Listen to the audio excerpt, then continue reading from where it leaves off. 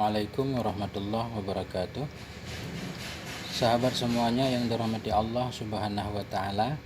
Lanjutan kitab Aqidah Islamiyah tentang baqa dan dalilnya baqa. Bismillahirrahmanirrahim. Sin soal ma ma'nal baqa'i wa ma daliluhu. Bermula apa itu arti baqa dan apa itu dalilnya baqa. Apa arti baqa yang wajib bagi Allah Subhanahu wa taala dan apa dalilnya?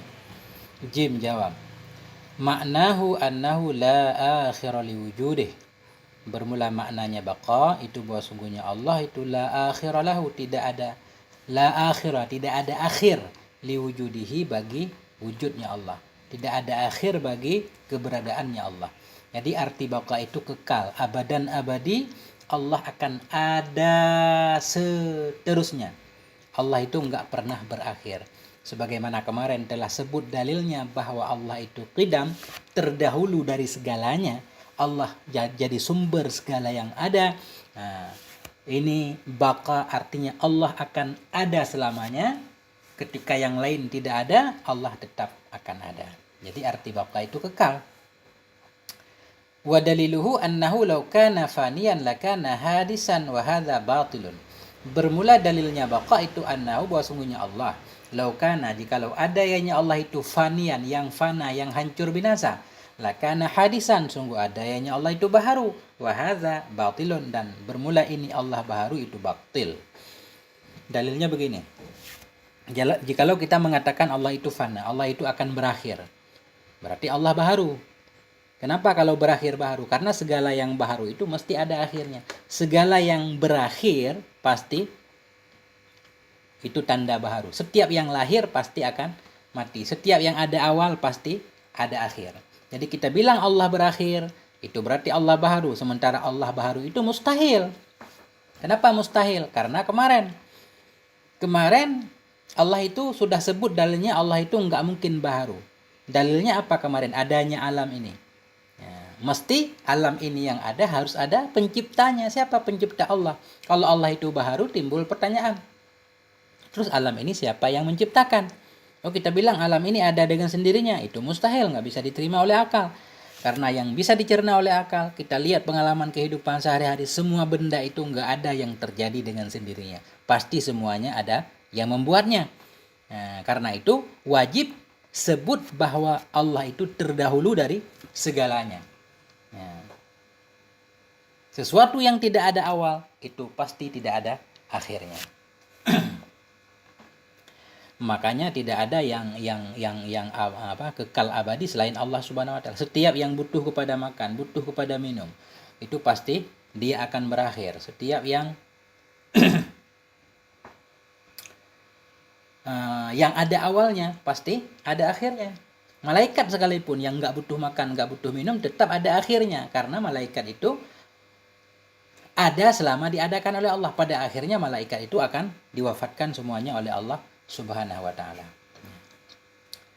Qala ta'ala, berkatalah oleh Allah Subhanahu wa ta'ala dalilnya, kullu syai'in halikun illa wajhah. Bermula segala sesuatu itu hancur illa wajhah, kecuali wajahnya Allah. Nah, firman Allah dalam Al-Qur'an, semua akan hancur kecuali wajah. Arti wajah di sini zatuhu, kecuali zatnya Allah Subhanahu wa ta'ala. Ini majaz. Jadi ulama Asy'ariyah menyatakan bahwa wajhahu ini adalah zatnya Allah. Bisa kita buka semua tafsir, itu pasti artinya segala sesuatu bahkan hancur kecuali Allah Subhanahu wa taala. Kenapa Allah tidak akan binasa? Karena keberadaan Allah itu tanpa ilat dan alasan. Beda dengan keberadaan alam semesta. Segala sesuatu selain Allah adanya itu terikat dengan adanya Allah. Keberadaannya itu mustafidah, diambil dari keberadaan Allah. Artinya hasil dari ciptaan Allah Subhanahu wa ta'ala. Jadi kesimpulannya, baqa artinya kekal Allah abad dan abadi, selama-lamanya. Allah tidak akan pernah berakhir. Selain Allah semuanya akan berakhir pada waktu yang telah ditentukan oleh Allah Subhanahu wa ta'ala. Lanjut, sin. Soal, ma ma'nal mukhalafati lil hawadisi wa ma daliluha. Bermula apa itu arti dari mukhalafah lil hawadis? Berbedanya Allah bagi segala yang baharu. Wa ma daliluha, dan apa itu dalilnya mukhalafah?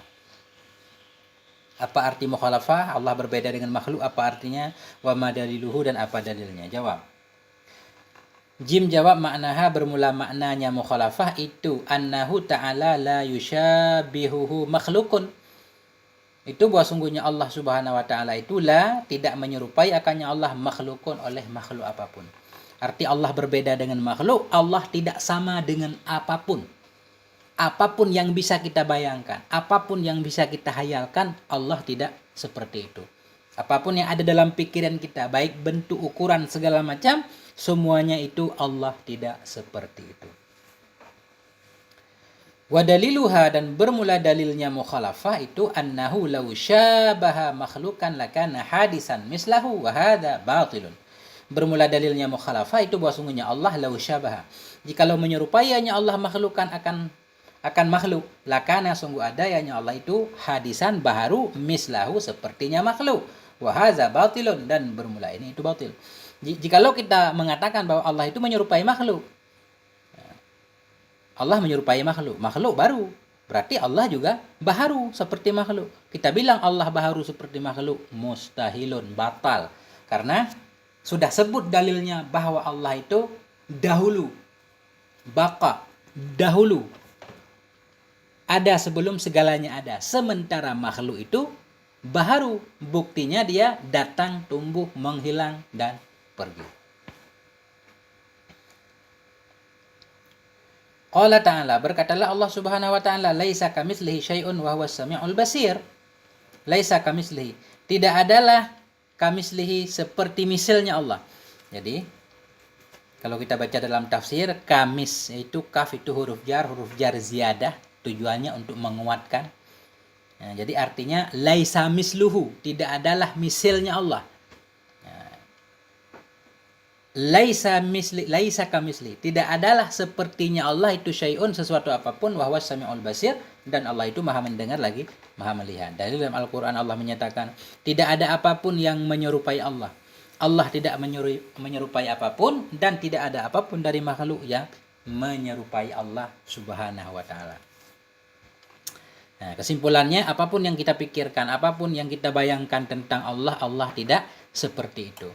Jadi kalau makhluk butuh tempat, Allah tidak butuh tempat. Kalau makhluk butuh makan, Allah enggak butuh makan. Kalau makhluk itu lemah, tak berdaya, Allah maha kuat. Makhluk ini pelupa, Allah itu enggak pelupa. Dan seterusnya. Jadi makhluk berbeda dengan Allah, Allah berbeda dengan makhluk. Karena itu setiap ayat yang mengindikasikan seolah-olah Allah itu punya anggota badan, itu dalam mazhab Asy'ari semuanya wajib ditakwilkan. Misalkan firman Allah tentang menciptakan Nabi Adam. Ma mana'ata an tasjuda lima khalaqta biyadi. Apa yang menghalangimu hai iblis untuk sujud kepada Adam yang aku ciptakan dengan tanganku. Arti tanganku, kekuasaanku. Nah, dan seterusnya.